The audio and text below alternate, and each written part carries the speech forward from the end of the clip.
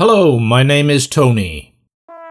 When it's midnight and you sit in the shadows with nothing for company but a pack of smokes, a quart of rot-gut bourbon, and the distant jazz strains from a nearby den of iniquity, you dwell on the dark night of the soul.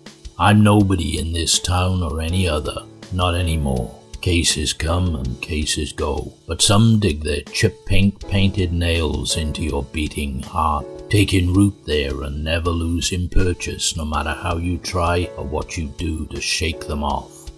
Neon burns and flickers, rain falls and steams from the asphalt in humid clouds, and all I have to show is a hat, a coat and a gun, and a dream of what might have once been the ghost of a life.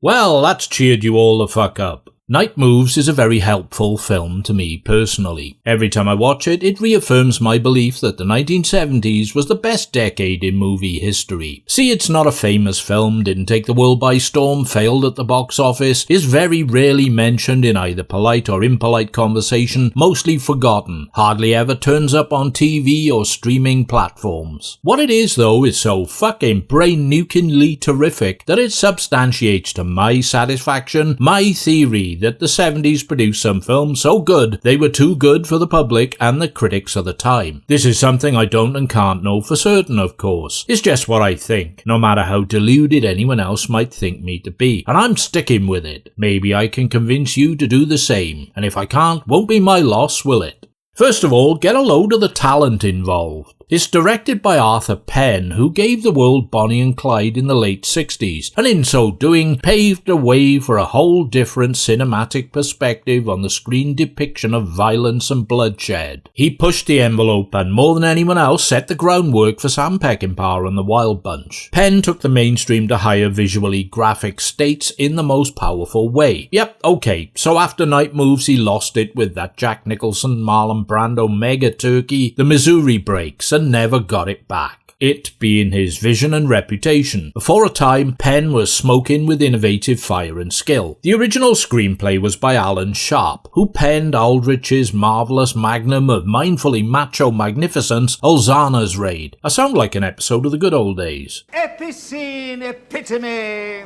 androgynous acme of ambiguous impropriety.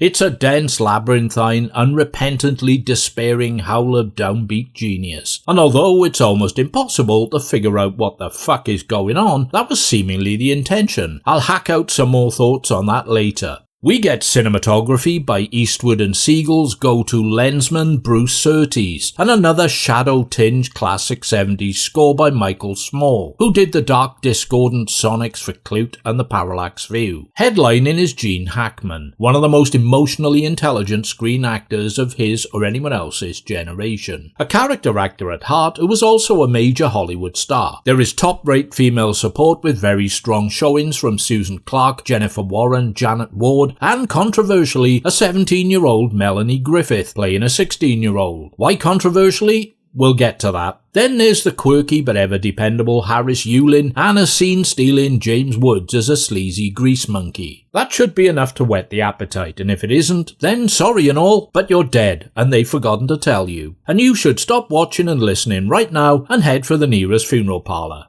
Get some rest.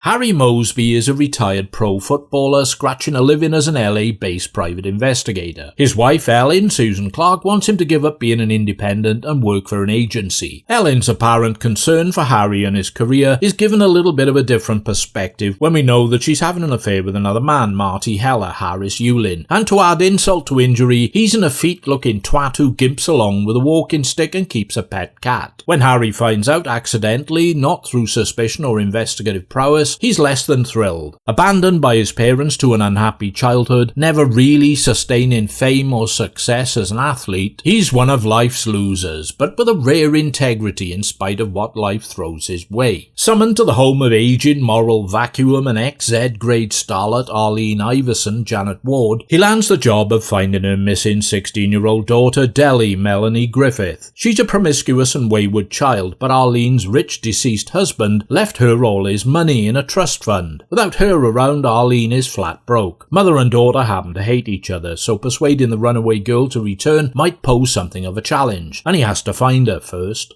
First stop on Harry's search is Quentin James Woods, a scummy mechanic and Deli's on-off boyfriend. Under pressure from Harry, he reveals that he last saw Deli on a film set in New Mexico, where she was making overtures to stuntman Marv Ellman, Anthony Costello, one of her mother's old flames. Quentin and Ellman got into a fight over it, hence his battered clock. Travelling to the film location, Harry strikes up a friendship with stunt coordinator Joey Ziegler, Edward Binns. Out drinking with Ziegler and Ellman, who is an arrogant priapic ass of a guy, he finds that neither man knows where Deli may have gone. Ziegler is particularly sympathetic towards Deli as he's known her since she was a child and holds her in some regard. Ziegler and Ellman specialise in stunts involving aircraft and cars, and before Harry leaves to return to LA, he finds it surprising that Quentin is now on set servicing Ellman's stunt plane. Harry's working theory is that Deli might be seducing her mother's ex-lovers to get the old tart's goat, and to that end decides to travel to the Florida Keys to visit another of Arlene's ex-husbands and Deli's stepfather, Tom Iverson, John Crawford. There he finds Deli has moved in with Tom and his girlfriend Paula, Jennifer Warren, who are running a boat and plane charter service for tourists, as well as catching and selling dolphins to rich people. Deli is resistant to returning home and flatly refuses. Iverson admits to Harry that he wants her gone, as he foolishly allowed her to seduce him and regrets it. Referring to her sexual promiscuity, he complains, "God, there ought to be a law."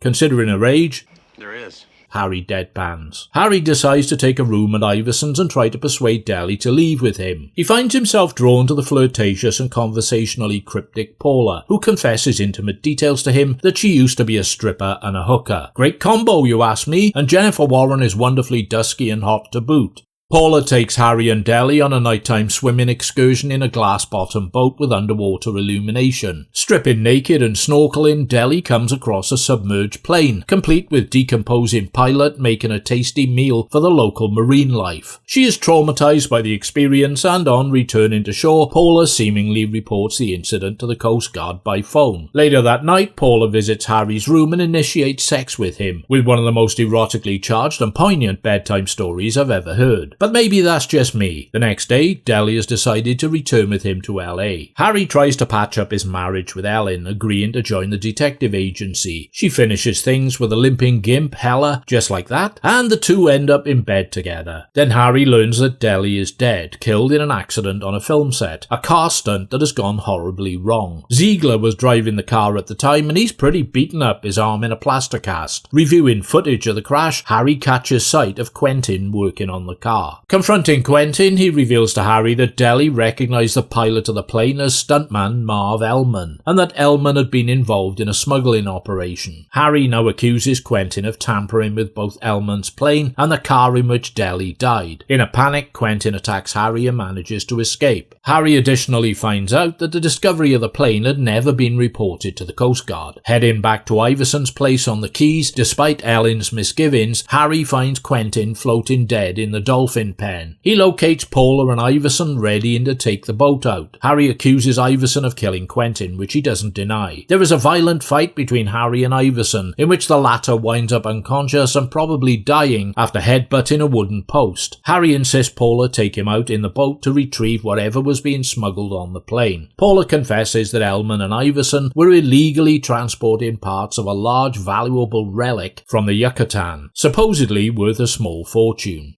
It becomes clear to Harry that the night they found the submerged plane, Paula seduced him as a distraction so that Iverson could sail out and move the relic in case the crash site was discovered. As Paula goes scuba diving to retrieve the statue, a seaplane flies overhead. The pilot strafes the boat with machine gun fire, hitting Harry in the leg. When Paula and the artifact on a self-inflating dinghy rise to the surface, the pilot lands the plane on the water and aims towards Paula, one of the pontoons striking her head and killing her outright. The other hits the statue, causing the plane to flip. As it sinks beneath the surface, Harry watches through the glass bottom of the boat as the pilot slowly and painfully drowns, ineffectively scrabbling to escape. The pilot is the stunt coordinator Ziegler, who was part of the caper. Deli must have told him about Ellman being the pilot of the crashed plane, and he must have orchestrated the car stunt accident to keep her quiet.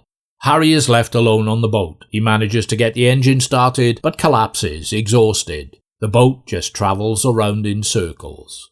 That's about as much logical sense as I can make out of the narrative. Even after all this time, I still have unanswered questions about who did what to who and why, and the plot holes, and the MacGuffin, which arrives near the end in the form of some sort of super grotesque idol nicked from the set of a Hammer film about witches or devil worship. But I live with it, and I live with it because the film is so fucking all out, balls to the wall, superb despite the inconsistencies and the inexplicable elements. It doesn't matter a flying fuck. All that matters is the immersive and seductive grip it exerts and how it hits you in the head, the gut and the dick all at the same time. What does it all mean? What does it all add up to? There's a clue in the title. Night moves, night as in nightfall or nighttime, rather than night as in Knight of the Realm or the chess piece. It's a play on words because Harry plays chess on a pocket set he carries around with him. Night moves in chess terms refers to the movement of the knight. What a surprise, which is unconventional compared to the other pieces. In this particular game of investigative chess, the board is skewed and partially obscured, so neither Harry nor the viewer can effectively see where the knights are positioned or where the next revelation or attack will come from. We know as much about what's going on as Harry does, which enables us to experience events from his perspective. Harry is not a clued-in, whip-smart and incisive sleuth like Marlowe or Spade, who read and decipher situations to reach a conclusion and come out on top, eventually manoeuvring to be one fractional step ahead of the game. He's as dumb as the rest of us, and only knows what he's told, what is revealed to him, or what he stumbles upon or what stumbles upon him. He has no special powers of deduction,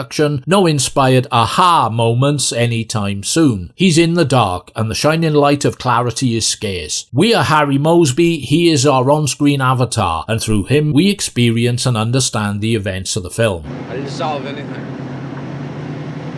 Just fell in on top of it. Yep, it all just sort of fell in on us too. It takes a special kind of actor to carry the whole show, sell it to you, make you buy it. Gene Hackman is that kind of actor, and that's exactly what he does. His portrayal of Harry is a masterclass, a tour de force, and it is impossible to overstate what a phenomenon he is. Every insult, every knock, blow, slight and disappointment is filtered, channeled, projected with immaculate emotional precision and depth. Might be his best work, just might. Electrifying. Damaged and down as he may be, Harry is still tough, resilient, dogged and determined. At heart, he's a good man who sometimes gets it wrong or fails to get it at all, yet persists in striving to put things right. It is a film and character for the time. Post-Watergate, post-Vietnam, many Americans felt hopeless and lost. Trust betrayed, lives laid waste, and Night Moves reflects that disillusionment and despair. Maybe that explains its lack of popularity and success. A deep, dark, truthful mirror doesn't always appeal that much. Can be a hard watch, especially when it doesn't seem inclined to take any prisoners. No one gets off lightly and no one gets an easy ride, with both the male and female characters being less than sympathetically written. Harry's wife is selfish and adulterous. Arlene is a drunk, vicious harpy who views her own daughter as little more than an inconvenient human checkbook, a necessary evil she has to contend with in order to access cash. Paula, who initially elicits audience empathy, turns out to be part of the scam, a betrayer, using sex to manipulate Harry to further Iverson's scheme. Loyal to a man who she must know has had sexual relations with his own 16-year-old stepdaughter. And then there's Deli, perhaps the most abused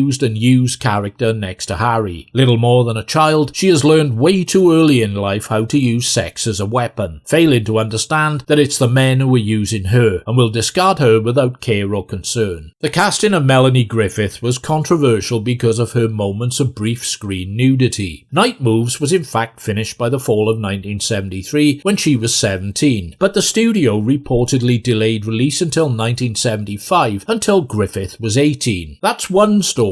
The other is that the nude scenes were filmed later when she was 18 and then edited in before the film was released in 75. I'm not sure what the truth is. If Griffith had already filmed the nude scenes when she was 17, why delay release until she was 18? It doesn't legitimize them more favourably because she's a year older than when she filmed the scenes. Filming them later would make more sense, but how realistic that suggestion is remains up for debate. They were filmed, they're in the film, they're not inappropriately graphic, explicit or unduly sexualized. Are they necessary? Frankly, no, I wouldn't say so. It could be argued they befit the character's inherent free-spirited promiscuity and attitude to sex, and are therefore relevant. But honestly, I'm not all that sold. Nevertheless, the women, who were all acted impeccably by the way, are nowhere near as appallingly despicable and repellent as the men. Variably, they're sleazebags, dicks, egotists, inadequates, borderline paedophiles, potential rapists, and or pretty useless criminals. They are also acted extremely well. Night Moves is a slow burner, and one that even Roger Ebert liked, which is a fucking shock to the system and, well, to me. Harry Mosby is a quixotic, melancholic, aging anti-hero, beleaguered with fragile masculinity, who, through the prism of Hackman's faultless performance, draws us into a dark neo-noir world of the most despairing, dazzlingly despondent kind. Penn's carefully calibrated and effortlessly stylish direction, and Sharp's barbed and witty screenplay ferment acidly, simmering in the gritty splendour of Bruce Surtees' rock-solid camera work. If you want to see one of the best neo-noir thrillers of any movie decade, and you fancy a journey into the dark night of the soul, then Night Moves is the film for you. If you don't, then it's not. That simple. Thanks immeasurably for your time and attention. As always, it is massively appreciated. Should you experience the urge, feel free to hit like, didn't like, subscribe, leave a comment, or even take a look at my Patreon page. Next up, I don't honestly know. We'll just have to wait and see. Catch you later, pilgrims.